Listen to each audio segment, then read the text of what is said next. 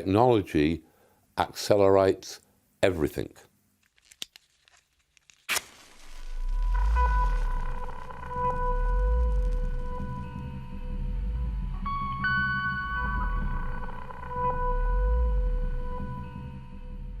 During the Renaissance, we had doubled the amount of information that we had acquired during that previous hundreds of thousands of years. Then it doubled again, sort of within a couple of hundred years. I believe that it doubled between 1960 and 1970, and I believe that the rate of information doubling at the moment is less than a year.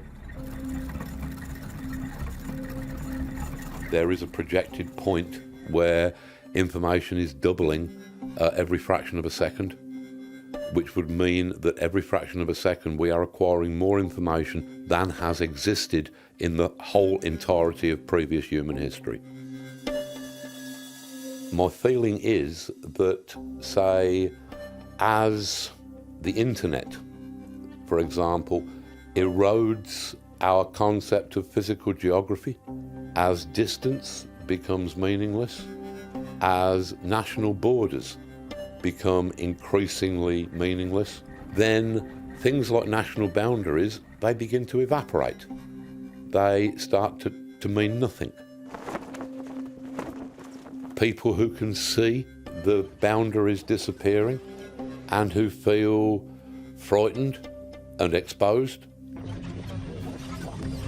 they are going to desperately try to turn the clock back to a simpler time when they could understand things or thought they could understand things.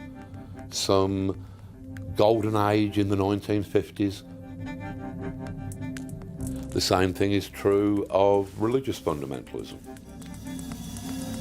The religiously minded, or some of them, rather than adapt their spirituality to a changing world, have decided to say, no, we believe that God created the entire universe in 7 days and that he only put those dinosaur fossils there to test the faith of 19th century paleontologists.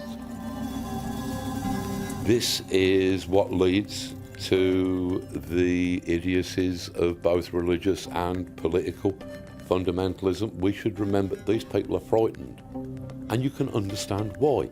The world around them is boiling. It is changing from one state to another. None of us have any idea what is going on or what is going to be the outcome of all this, particularly our leaders, who are just surfing upon a wave of populism. They are not in control of the wave, they are surfing upon it. Nostalgia and sentiment are two of the things that lead most directly to the populist or fascist movements that we're seeing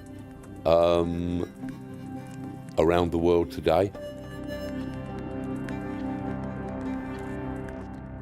We seem to have lost that respect for the past and the people that were necessary for us to exist.